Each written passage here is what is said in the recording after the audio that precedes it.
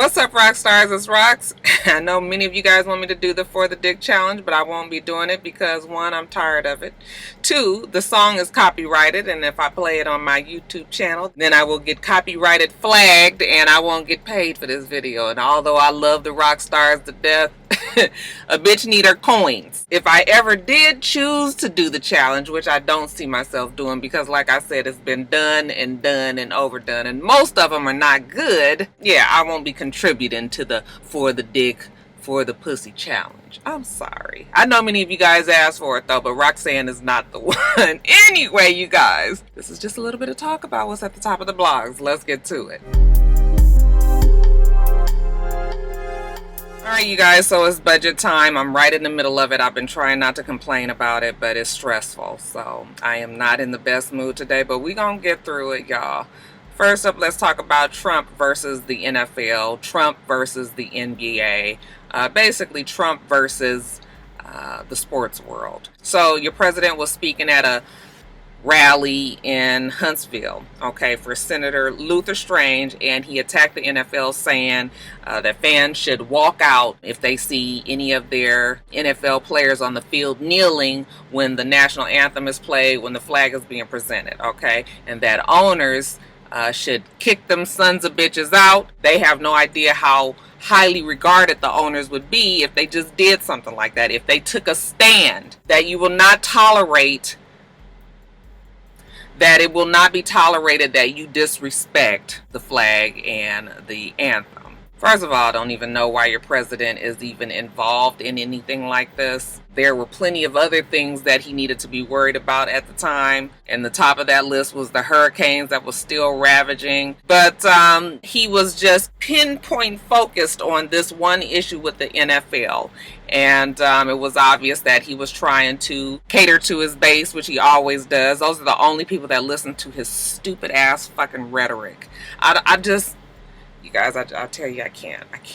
When this happened, it was a Saturday. So we know Sunday, football day, Monday, football day. What are the teams going to do? Well, those next days, everybody was watching as the football teams, some kneeled on one knee, some kneeled on both knees, some decided to stand locked arm with their teammates. Some didn't even show up on the field. Listen, I am not here to be judging how anybody decided to protest and how they handled it on that Sunday and Monday.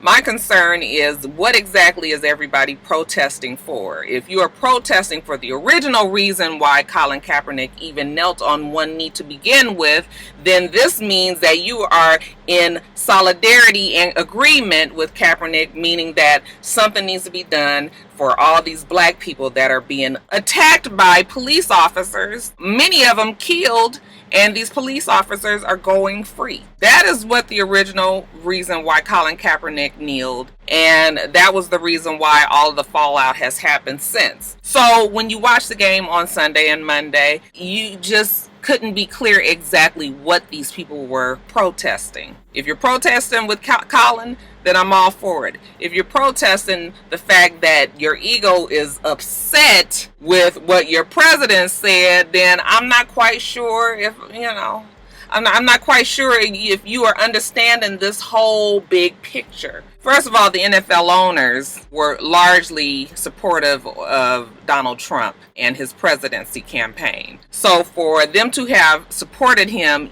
either as teams or individually as coaches, owners, then that was sort of a slap in the face to them. Like, you are going to put us in this position where we have to be trying to make a choice when we did all that we did to make sure that you got into office. Okay, so that was their feelings, and so that's the only reason why they felt like now all of a sudden that they needed to kneel or lock arms or anything.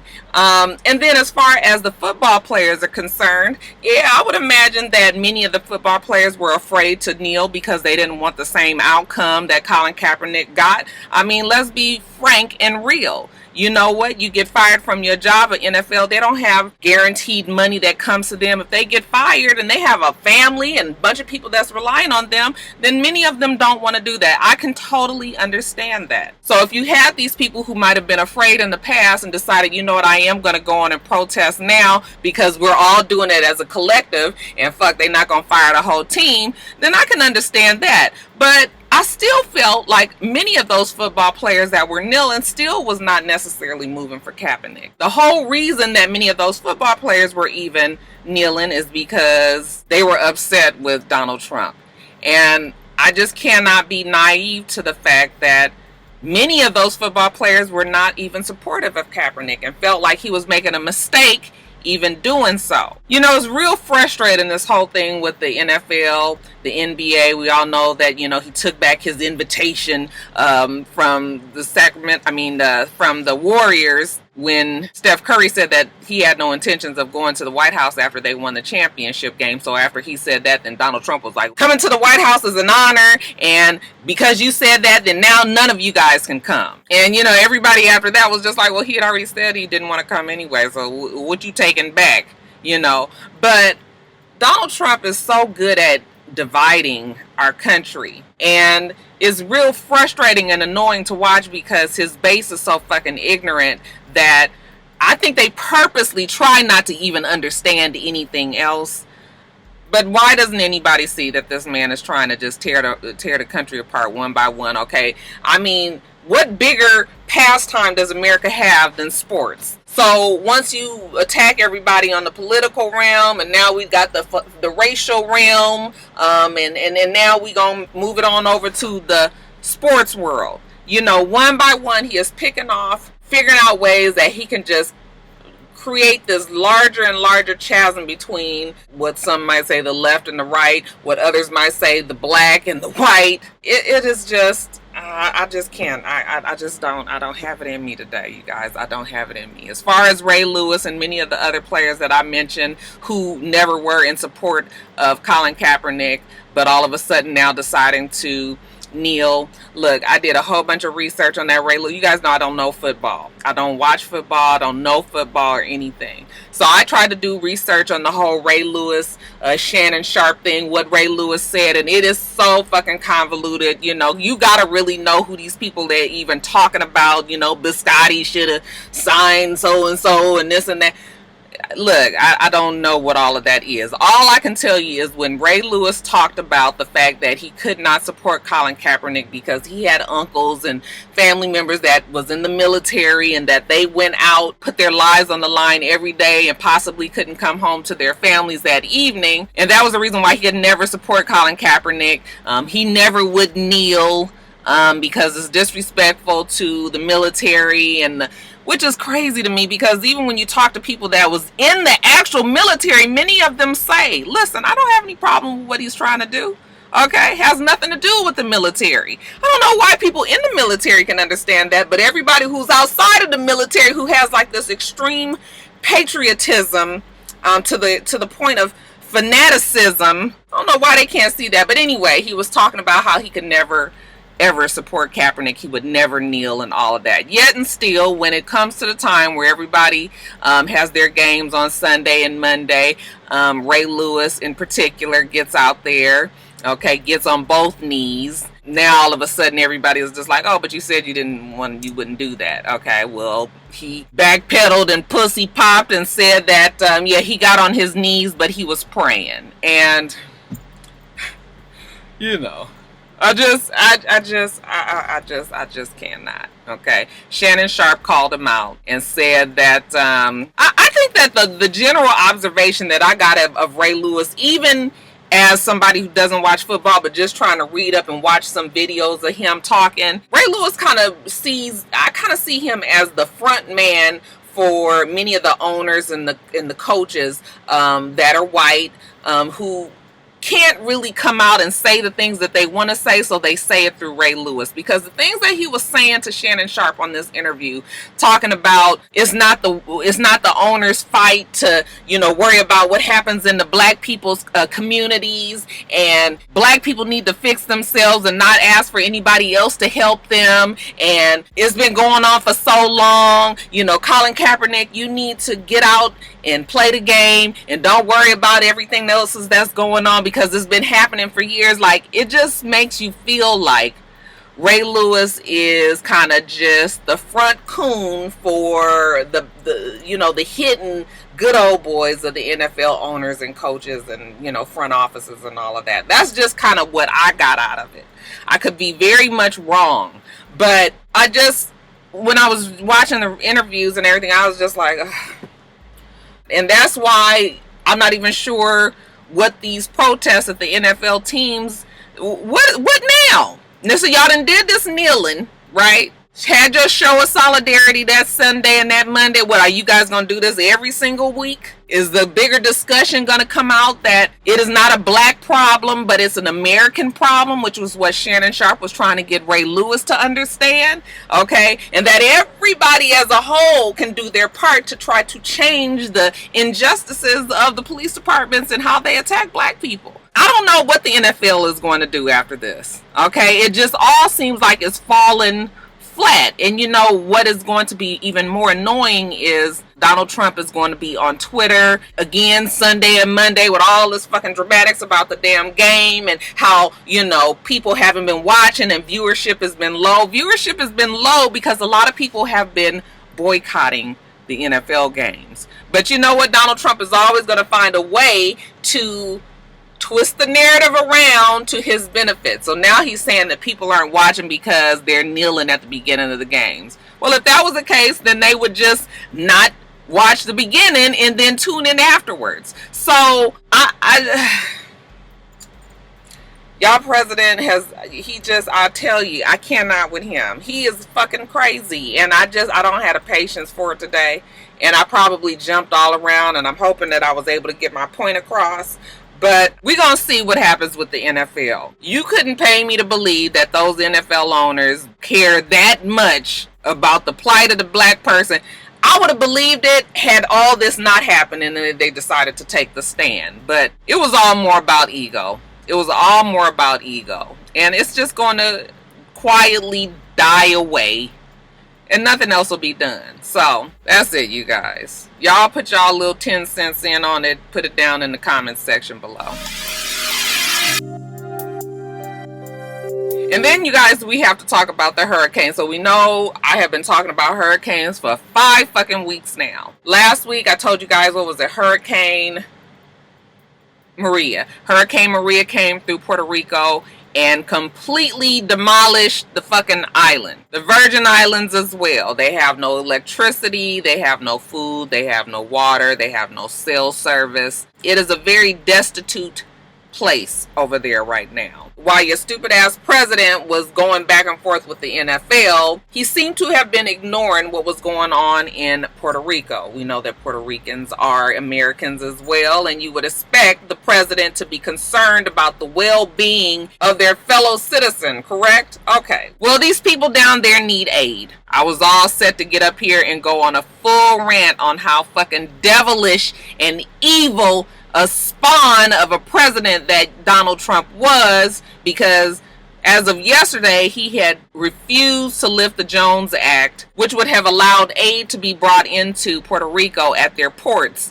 But I did see this morning that he did waive that. So I don't have to go into the rant and talk about how anybody who calls themselves a fucking president could ignore the needs of fellow U.S. citizens, especially by saying business practices, they couldn't have boats go into the ports because the Jones Act says that any boat that goes into Puerto Rico has to be owned and operated by U.S. personnel. It has to be an owned and operated United States vessel. So I was all ready to get up here and get the fussing, because I'm thinking to myself, like, what person would cite business practices over the fact that you got all these people over there that are fucking suffering, that are not eating, that are not drinking, that are so destitute and desperate that they are robbing each other and that they are looting and that it is unsafe. You have created an environment where people can't get to medicine. You have created an environment that is dangerous to everybody around. You can't call people savages and crazy when they have been stripped of everything and they are desperate for just even the smallest meager bit of something. You know, I was ready to go off. But finally, there was some glimmer of hope that finally shined down on your stupid ass president and had him lift that Jones Act, had him waive the Jones Act so that help could come in from even international waters. I'm thinking to myself, like, as much as the United States help other countries, okay, other nations, why would you turn down that help? How can you even talk about tariffs and acts and laws and rules when your fellow man is down there basically starving to fucking death? It takes an evil person to be like that. But like I said, your stupid ass president, he waived it. He temporarily waived it, and now hopefully these people can get the help that they need, because I can't even imagine. I mean, you have people down there that are terminally ill, that have cancer, that have, maybe going to be having babies. I mean, just think of all the medical issues that could be happening down there because they don't have anything to...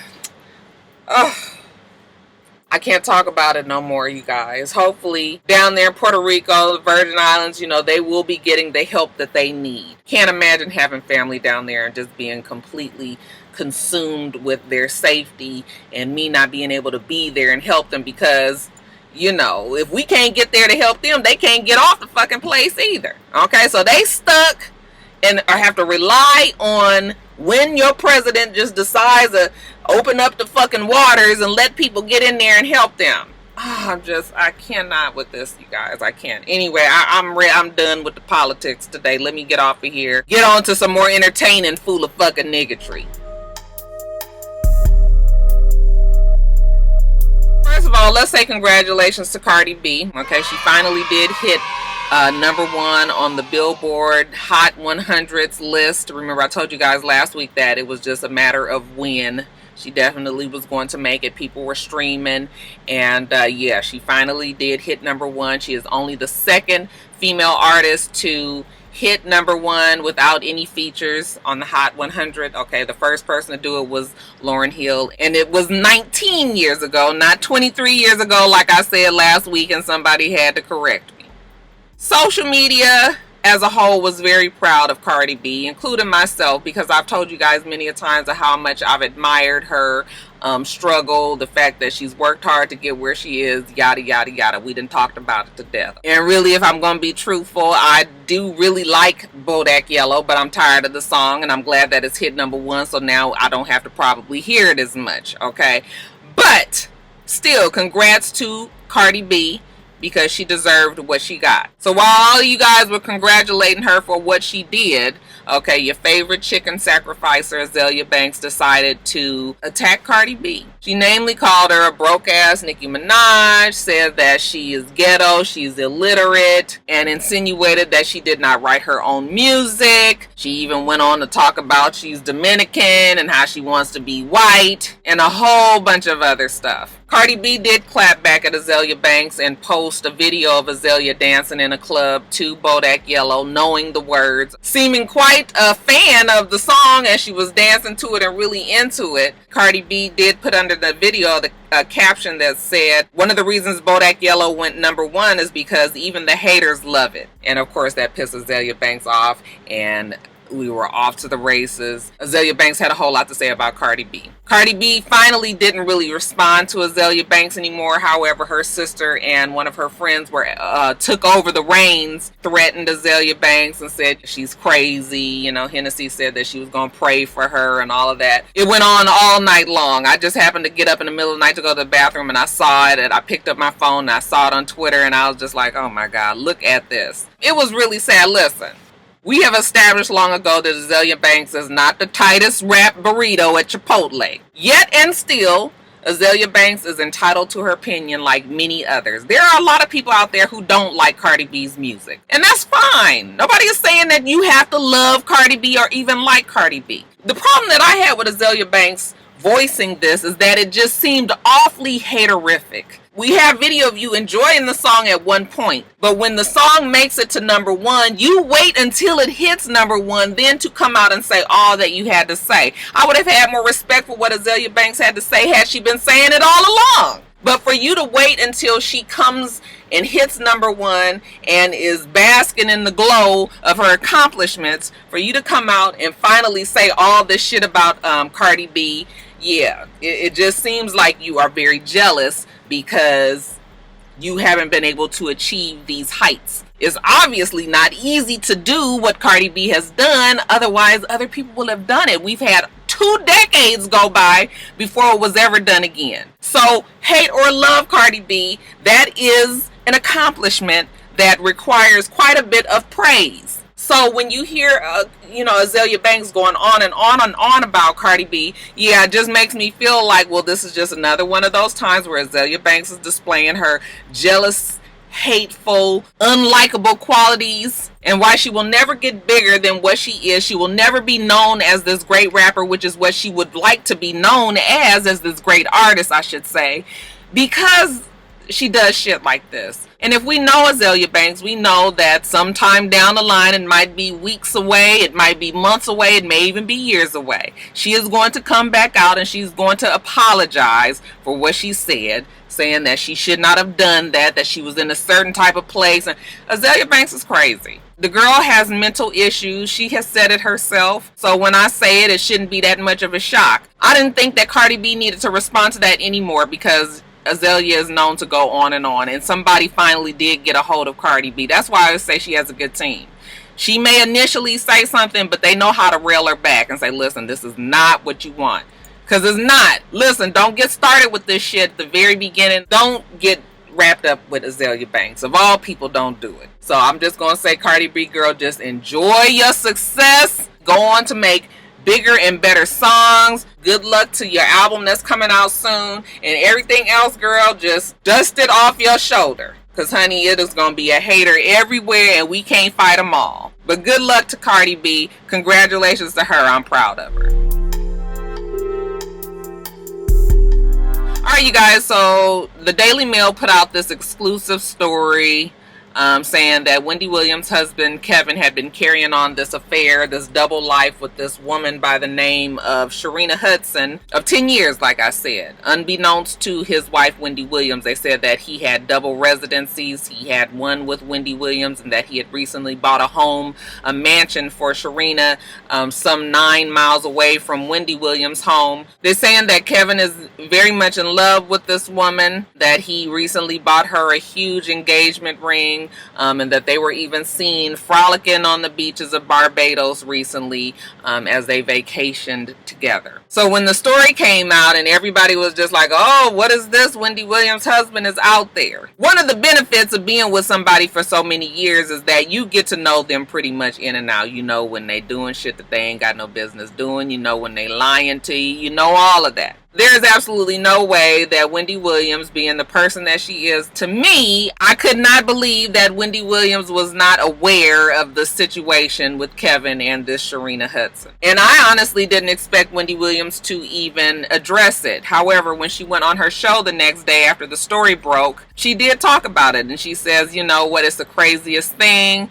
There's a story going around saying that my husband is seeing somebody else, and you guys know that I'm a straight shooter. Okay, shoot from the hip, pow pow. If there was anything going on, you know, and then she holds up her finger like this and she shows her ring. Okay, and she was just like, I would say, all I'm going to say is I love my husband. I stand by my guy.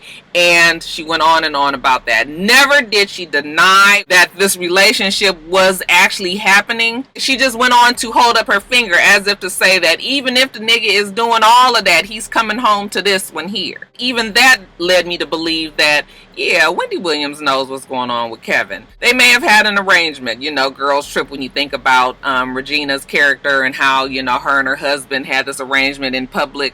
but in private, she kind of allowed him to do whatever he had to do as long as it didn't come out and everybody would know about it. So yeah, I truly believe that this is what is going on with Kevin and Wendy Williams. Okay, as far as Charlamagne, everybody is saying that Charlamagne was responsible for introducing this Sharina girl to Kevin because she's also from South Carolina like Charlamagne, and you know, he knows her. As a matter of fact, there's pictures that seem pretty personal of them out at different places, even pictures of Charlamagne's father with this girl Sharina. So I think it has been established that Charlamagne knows this girl. Okay, he says that he has not talked to her in probably around 10 years, but he knows who she is, and that she was a homegirl at one time. That doesn't necessarily mean that Charlamagne introduced this girl Sharina to Kevin, but if they were all in the same circle and all same friends, you know, back in the day,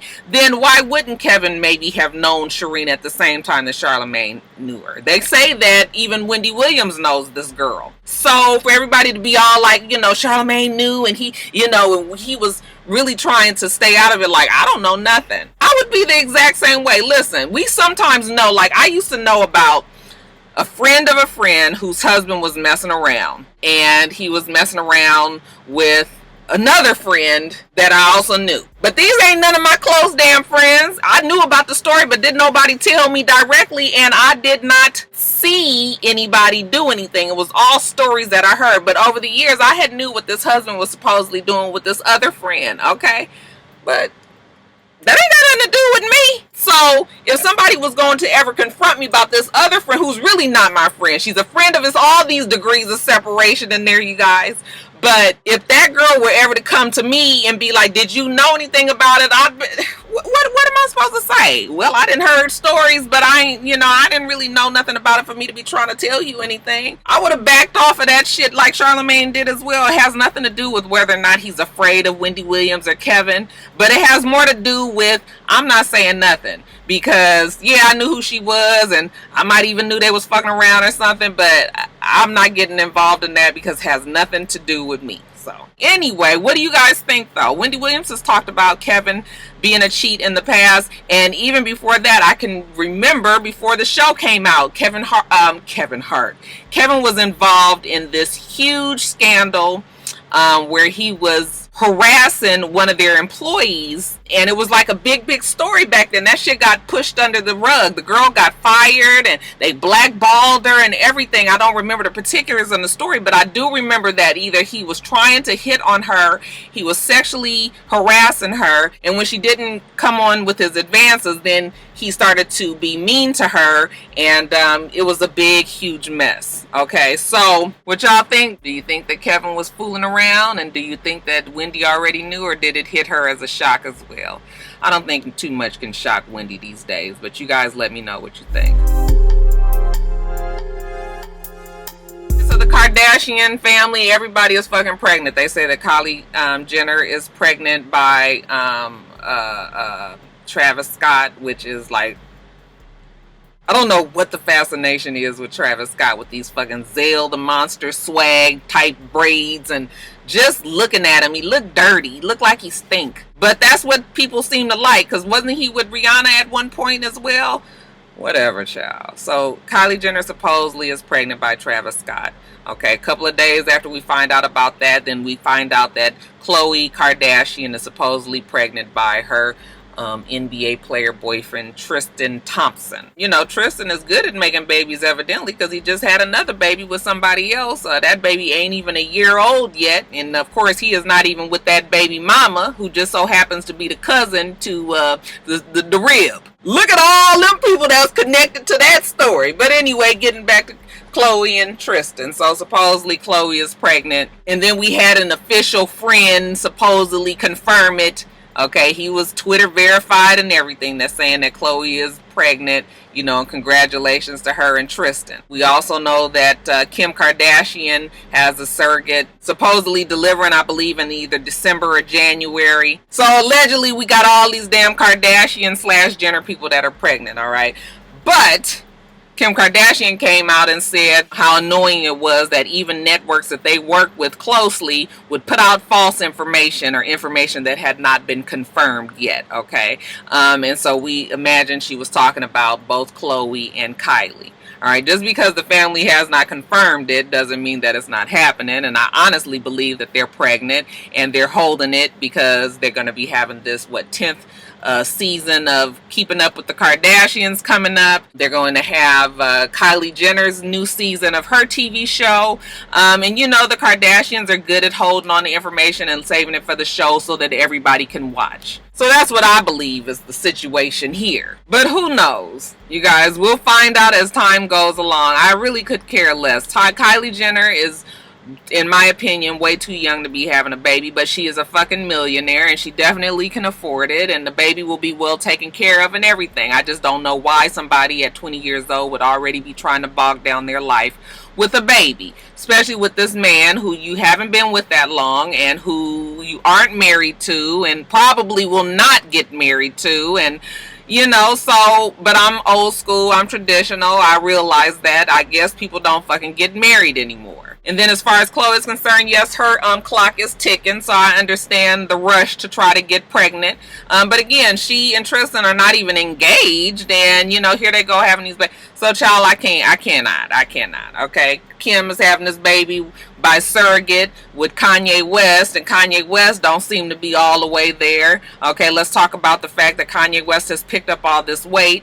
There was pictures going around of him the other day, and in the pictures he has this vacant look, and like I said, he has picked up a good little bit of weight. And people were going on and saying, oh, you know what, that's, you know, new baby weight, and you know, he's in love and now he's healthy weight. And if I was going to be 100% truthful to you guys, I thought Kanye West looked a mess. And it had nothing to do with the fact that he had picked up weight. I don't think that all heavy-set men look a mess. My husband was big for years. And so when I look at Kanye West and I look at him in that light, and knowing the Kanye West that he used to be, I can't imagine that he would just let himself be out like that and be okay with that. There's obviously something wrong there. Again, it's nothing to do with the fact that he's bigger, but it has a lot to do with the fact that he looked a sloppy mess. Okay, when you big and you got titties, you need to, you know, big men need to take the steps necessary to not have their titties out. You put on a t-shirt, you fix that. But if you to be just out so fully and have this sloppy look, and for you to have been Kanye West, who's this fashion designer and who's this,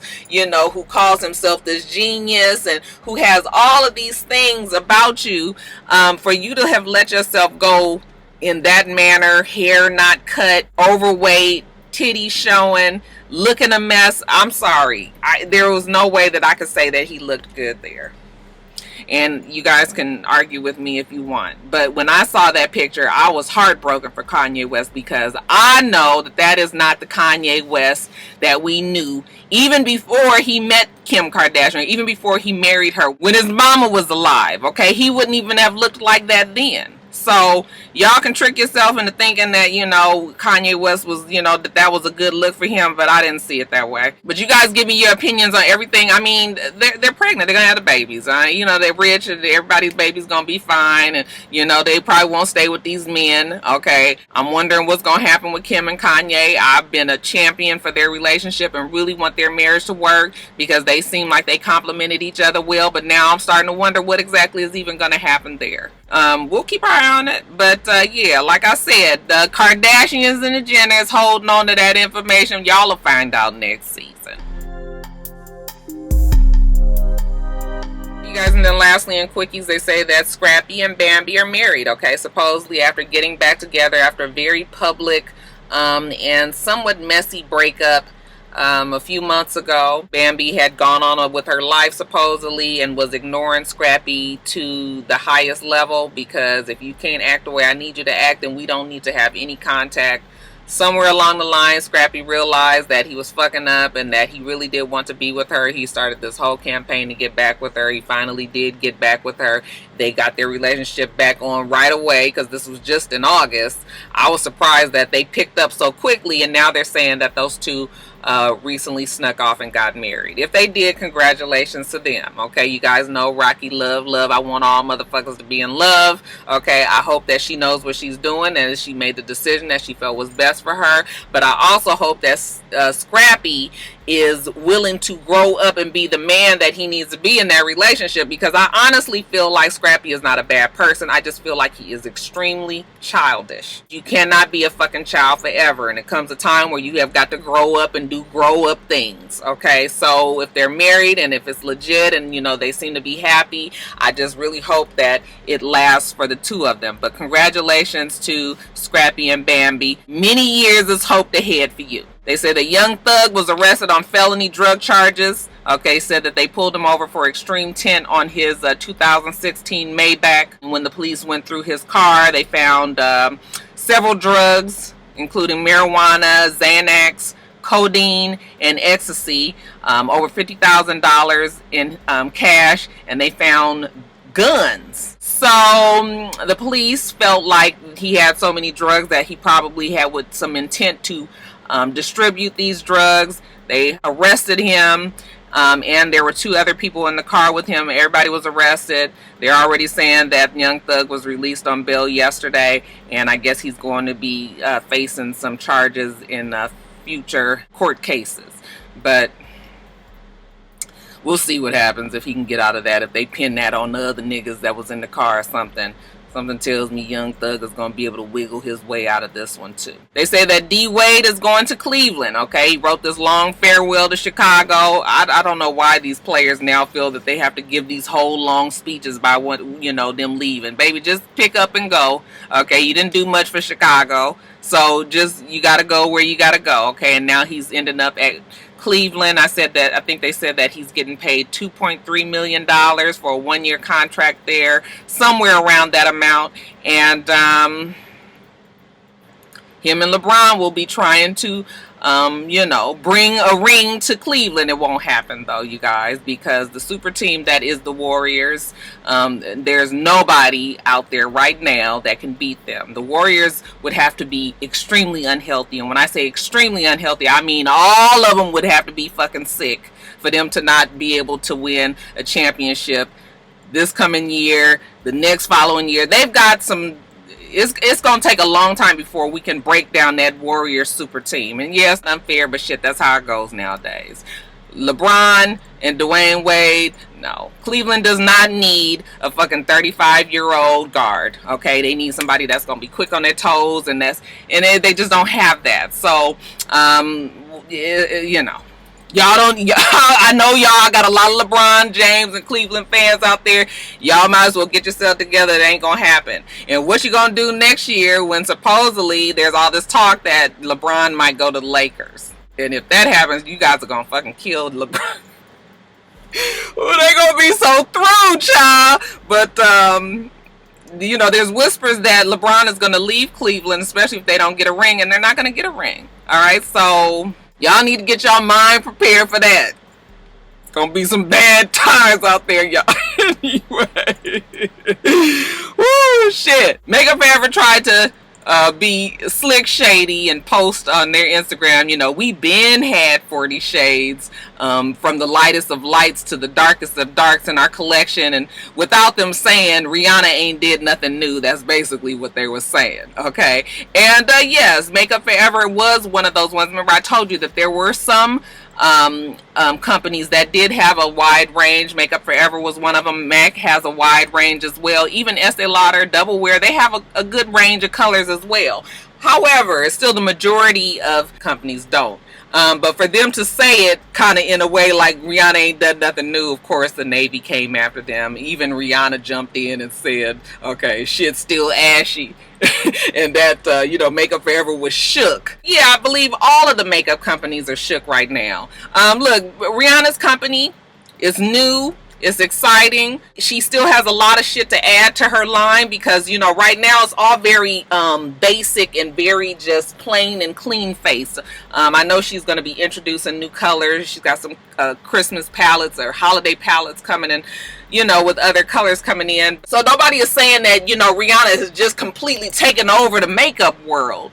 But Rihanna definitely put her foot out there and made herself noticed immediately. So I think it was cool that she shook up the rest of these other makeup companies, because the fact of the matter is not everybody is going to be able to wear Rihanna's makeup. I can't wear makeup forever. I love the color that they have for me, but I can't wear it. It breaks me out. And so everybody should have more colors so that there would be a larger pick for us to go if this one company doesn't work, and we can go to the next. Okay, so Makeup Forever didn't need to be slick shady like that, and they had to learn the hard way that the Navy's come after motherfuckers real quick. Like, I think it's an exciting time for the makeup world. Maybe they finally will realize that black people got money and they want to spend it on makeup too. People are talking about Tamar stopping singing because she wants to concentrate on her marriage. I know that Vince, being her manager or being highly involved in her career, probably puts a very large strain on their relationship. So if you want to not sing and tend to your marriage and your family and your child and your husband, then you should do that. What I'm saying though is, do you have to quit altogether? Can you take a break? Can you concentrate on what needs to be fixed over there? And once that feels like that is in place, then why can't you come back to singing? Why can't you get a new manager? Actually, I think she got a new manager, but I'm sure that Vince is still very much involved to the point where she feels like she just can't do it at all without him being in it. So that's why I'm just saying, like, take the break. And it could be some years. It could be some years down the line, okay? But take the break, all that you need, and fix what you got to do. But for you to completely shut off a God-given talent when it's obvious that you love to do something like this so much. Like, if I was a person, my husband really wanted to do something, and every now and then it would cause some friction between he and I, to the point where he felt like he would need to choose between what he loves to do and me, I would have a problem with that, because somewhere down the line the regret is going to come out, and with the regret comes the resentment, okay, that I chose you over what I really love to do, and look, I'm not happy. I don't know if it's gonna be so simple as her just stopping singing and concentrating on her marriage, but for now I can respect that she wants to work on her marriage and put this next album out. I mean, the last one didn't do all that well. We're gonna see what this Bluebird or Happiness or whatever fuck it's called is gonna do. But take the time that you need, continue to work on your voice, continue to work on your craft, and come back stronger 5, 6, 7, 8, 9, 10 years down the line. You guys, that's it. Way longer than I expected to be, as usual. Let me get off of here. We do this every single week. Make sure that you rate, comment, and subscribe, and make sure you come back.